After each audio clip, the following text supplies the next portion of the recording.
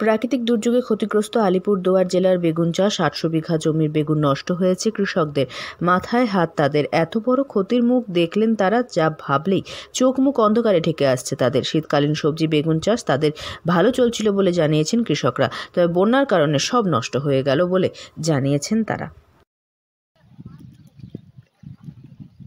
বলুন। আমাদের ক্ষতি তো যা হচ্ছে মানে বলার মতন, আমরা আর কি বলবো, বলার কোনো ভাষা নাই। যা ক্ষতি হচ্ছে একবার যদি জমিন চাষে যদি দেখানো যায় তাইলে হয়তো সবাই বুঝতে পারবে যে কি পরিমাণে জল হচ্ছে আর কি পরিমাণে বেগুনের চাষ নষ্ট হয়ে গেছে। মানে দেখলে সবাই বুঝতে পারবে যে কৃষিদের কি অবস্থা হয়েছে আর কি হাল হয়েছে। এই যে গত শনিবার রাত থেকে রবিবার সকাল অবধি বৃষ্টি হওয়ার ফলে বন্যা দেখা গিয়েছিল ডুয়ার্সচরে। নদীর জল বইছিল বিপদসীমার ওপর দিয়ে। যদিও বৃষ্টি থামতে কমেছে নদীর জল, কিন্তু চাষের জমির পরিস্থিতি বেহাল। হাঁটু সমান কাদা সেখানে জমে রয়েছে। ক্ষতিগ্রস্ত সবচাইতে বেশি হয়েছে বেগুন ক্ষেত। আলিপুরদুয়ার এক ব্লকে হয়েছিল বেগুন চাষ। প্রায় 800 বিঘা জমিতে 7 লক্ষ টাকার বেগুনের চারা রোপণ করেছেন এলাকার কৃষকরা।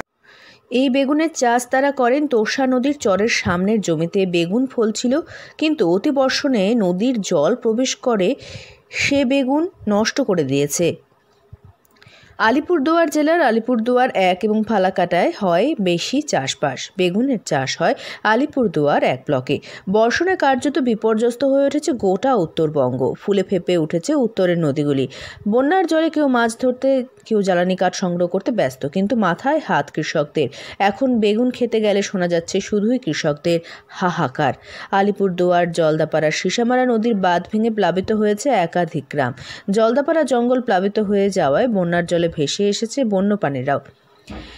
গৃহস্থের গবাদি পশুর পাশাপাশি গন্ডার, বাইসন, হরিণ সহ বিভিন্ন বন্যপ্রাণী জলের প্রবল স্রোতে ভেসে গিয়েছে। চাষের জমিতে ঢুকেছে জল।